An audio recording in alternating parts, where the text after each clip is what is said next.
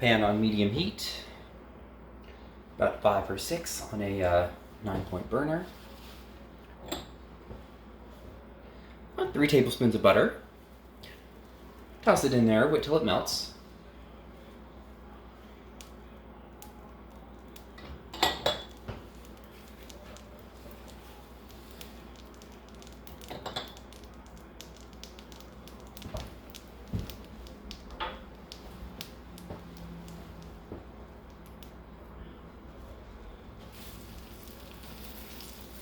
Look at that, it's already fragrant.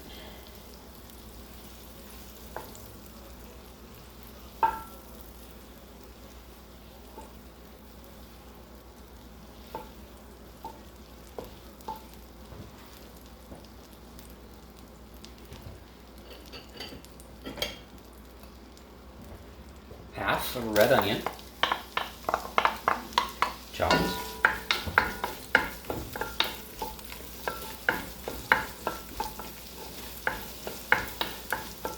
Do a good stir. Sometimes little bits of onion will stick together when you cut the onions, so you want to make sure that they're all separated, get nice and coated in that butter.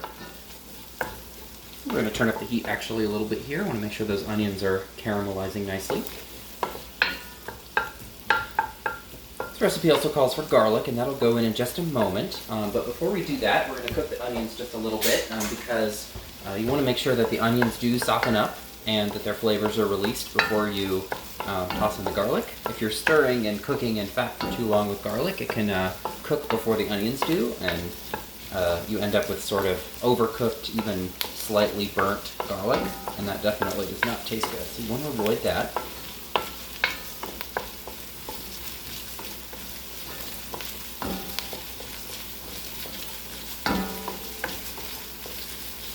I already see these are becoming a little bit translucent.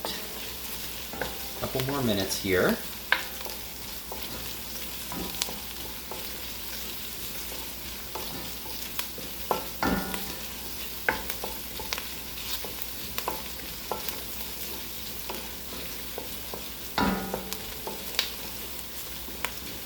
Sounds like a bell. Like a bell at a California mission or something.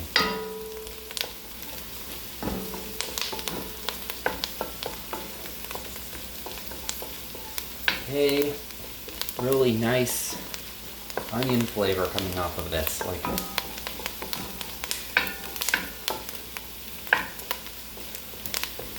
It's about time to put in the garlic here. So this is 3 cloves of garlic. Skin off, and then chopped very fine. I use a hand chopper for this. You can use a machine, or if you feel confident doing it with a knife, you can of course do that. You just want to get the pieces as small as you possibly can. I'm going to turn the heat back down a little bit here. Definitely do not want the garlic to overcook. Down back to 5. Whoa, the flavor just completely changes. The smell completely changes when you toss in that garlic.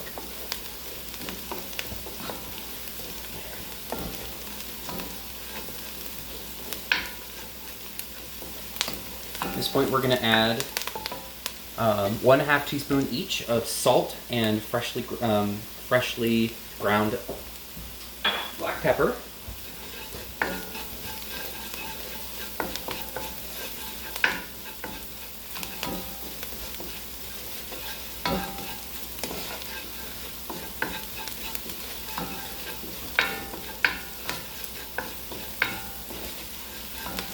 Now we're going to toss in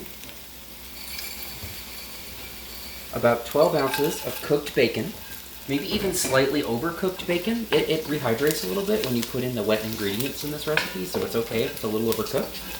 Maybe if you try to make some bacon for breakfast and you are like me and you accidentally overcook it or burn it and you don't want to eat it, you can just store it away and then toss it in this meal for dinner. Give it a nice stir here. Make sure this onions don't get stuck to the edge. Get that all nice and mixed.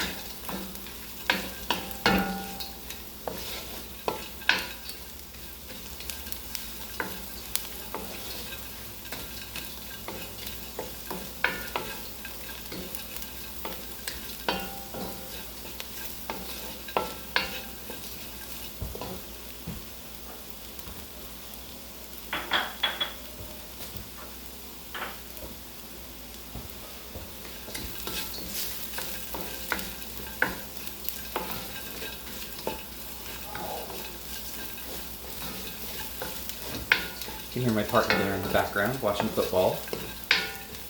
Apparently it's a game that involves a lot of noise on the part of people watching it. Okay, that's nice and cooked up here, so we're going to add 3/4 of a cup of heavy whipping cream. It's going to start boiling pretty much immediately, but you want to make sure it boils for several minutes. Turn down the heat, turning down to 3. Dish away. Already that's taking on this just really delicious creamy color here, or creamy consistency. You know, the water just evaporates. Now we're going to add in 3/4 of a cup of Parmesan cheese. Of course, you can use fresh grated Parmesan, but I'm just using the store-bought stuff in the little plastic bit with the green container. Excuse me, the green lid. You can see that's getting really, really thick here. You know, I think I'm going to add a little more cream. That's getting real thick. I was not expecting that. Maybe you need a cup, or even a cup and a quarter. Add a little more cream here. We want this to be real nice and creamy. We don't want it to be sticky.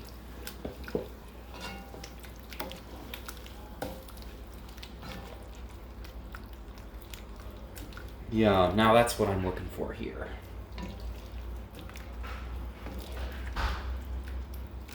Turning the heat back up a little bit. That definitely stopped boiling because the cream was cold right out of the fridge. Bring that back up to a boil for a moment here and get all the stuff off the edge. I need to get a little instrument here for that.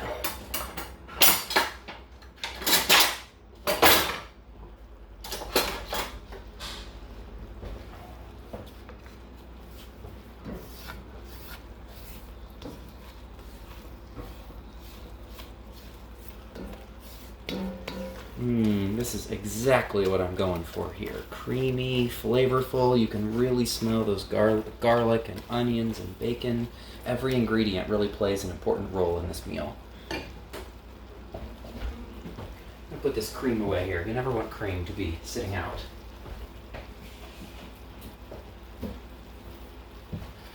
At this point, we can toss in our other ingredients. So we're going to start with a bag of spinach. Yes, a whole bag. It's good for you. Don't worry about it.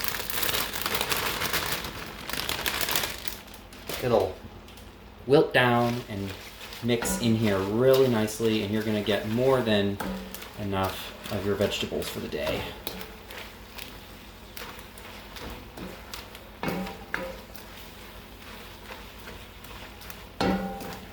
All the water is going to leave these here too, so well, you can already see their volume just like cut in half as they started to heat up.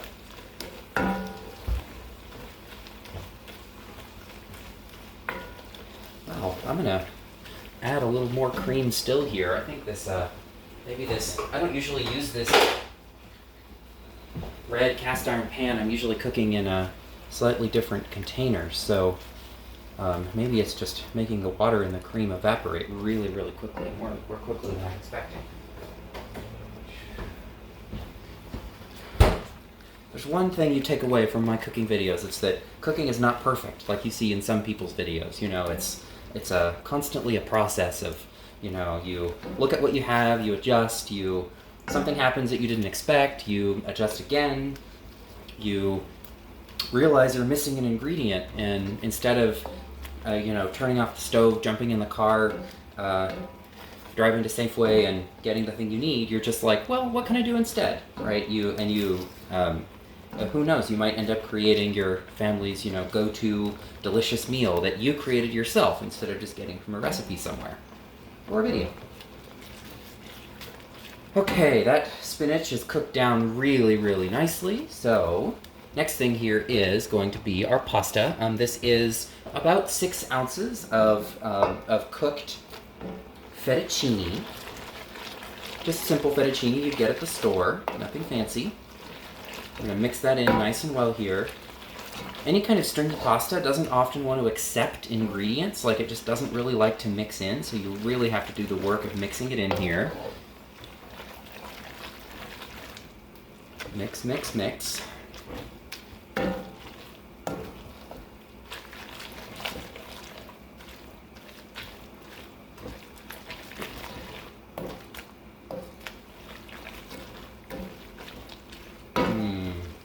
So good, creamy. Ooh, that was a little splash.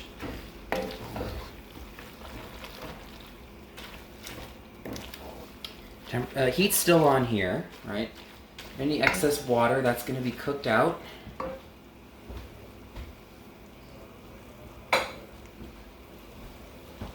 Just let that sit for a moment here.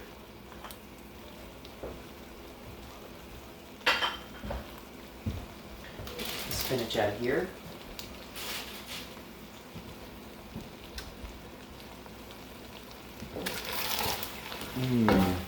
Gotta make sure I'm stirring this. Could stick. Not a non-stick pan, so stuff could stick more easily. What I did here is while I was cooking the pasta, I took a little bit of the water out of the pasta. You can see there, it's like just pasta water. So I'm going to just actually take this and I'm going to put in just a splash. The starch left over from the pasta in the pasta water will react with the cream and create this like just really beautiful, thick, glossy, starchy sauce. You'll notice that the only seasonings I put in here are salt and pepper. The ingredients themselves are where the flavor comes from. Just a little bit of extra liquid in there. I want to boil that off. Get the stuff off the edge here. Make sure if you do this that you're using a spatula or an instrument that is rated for high heat. You know, this is silicone. It's going to be able to handle 400, 450 degrees. If you use one that's, plastic, it might not work so well. Might end up with an extra ingredient you didn't intend on adding. Okay, that is looking truly beautiful. I'm now going to cut the heat.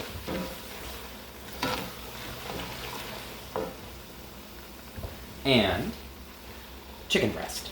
This is one full breast. I usually buy breasts in bulk, and then I will cut them in half lengthwise so they become two breasts. Makes them last a lot longer, saves a lot of money. And a whole chicken breast to yourself, if there's also like sides and other ingredients and cocktails and dessert, can be a lot of food. So half a breast is plenty for one person. I just took 2 halves of a breast, so 1 breast total. Salt and pepper and a little bit of olive oil. Toss them on a baking sheet, put them in the oven for 20 minutes at 400 degrees Fahrenheit. I have no idea how many degrees Celsius that is because I live in California.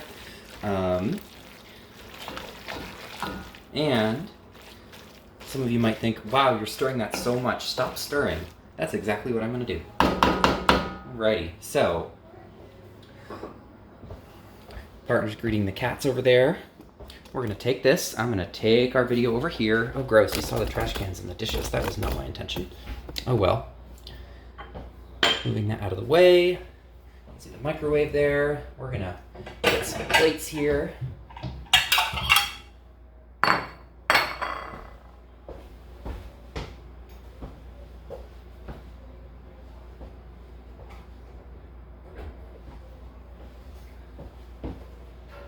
And our pasta. I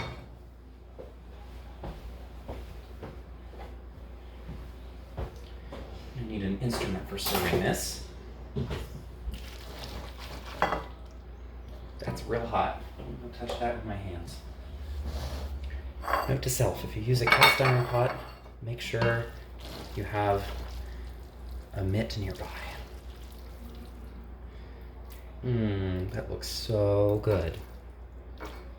Put that there. Ooh, I touched the counter. Oh well.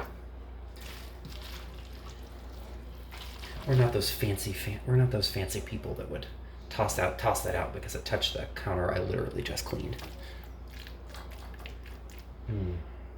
That's so good. add a little more here. Partner and I are in our 20s.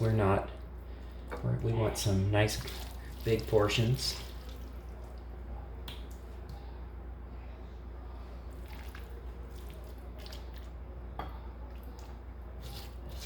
And a little bit of extra meat left in here. I'm gonna put some there. Put a little bit there.